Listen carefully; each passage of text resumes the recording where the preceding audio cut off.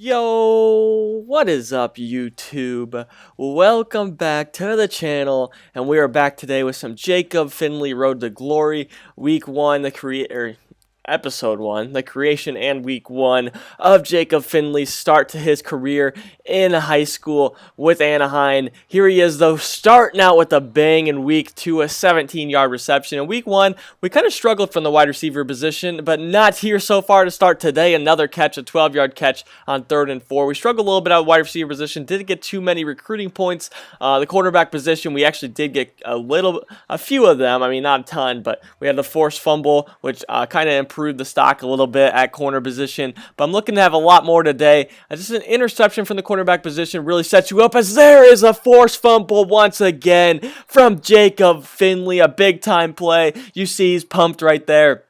A nice play by Jacob Finley from the cornerback position. Kind of got beat on the corner route there, but then he blows up the receiver that caught it underneath, forces another fumble. That's a good start to the day for Jacob Finley. Now he needs to continue that on the offensive end. As you see, he provides a nice little accidental block, I guess you could say, and allows Weisbecker to get into the end zone for the touchdown. And here he just misses jumping that pass for an interception. That's the first incomplete pass for Deontay Thomas here today. This is usually what I like to do on defense. When they do the curl routes, I like to bait it because they're not going to throw it to your guy if you're just all over him every single time. So you got to kind of bait it a little bit and hope they throw, and you just have to time it perfectly, as this time I get beat on the outside corner route. Absolutely blow up the guy again. Get a tackle, but I did let up that catch there in my zone. As another tackle here coming from the cornerback position. I was blitzing all the way.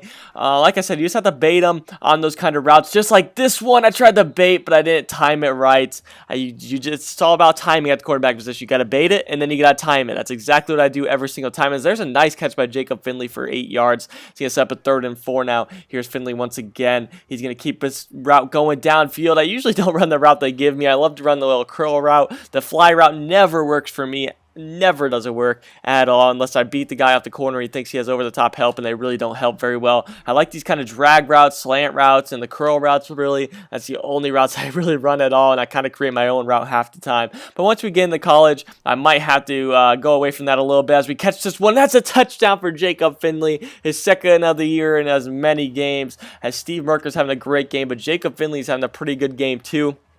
We need that breakout game from the wide receiver position. Right now, we're just being pretty consistent at the cornerback position, obviously having some tackles as I try to bait it again, and that was almost picked off. That would have been the game. That would have got us on our way to a 5-star corner, but he drops the interception. That's just going to count as a deflection now. That one sucks. Those are the plays I really... you just hate, because you can't do a whole lot more than jump that route, hit the Y button, and then he drops it. But we do get 120 recruiting points at the cornerback position. Only 70 for 7 catches, 99 yards, and a touchdown. We didn't do a whole lot the rest of the game after that touchdown catch by Jacob Finley. Got to do much better at the wide receiver position. But the corner position, we're already a 2-star. Wide receiver still 1-star after 2 games. Like I said, you just need that one big game at each position, because say you get 250 recruiting points for having a huge day at the position, you're already guaranteed at probably a 3-star at that point, maybe even a 4-star depending how your other games went. But that's basically what we're looking for from one of these positions. The corner, we've been consistent, but a big game will guarantee us a 5-star. The wide receiver position, we're just getting our 70-ish points at each time, but that's enough where we're going to end up being at least a 3 or 4-star no matter what, just by the amount of games we play. But just imagine having a big breakout game at the wide receiver position, double-digit catches, 3 touchdowns, 200 and some yards against a bad team. It could definitely happen, and once you get that, you could be a 5-star wide receiver. But we're into the 3rd game of the year as my dog is just barking. I hope you guys didn't hear that.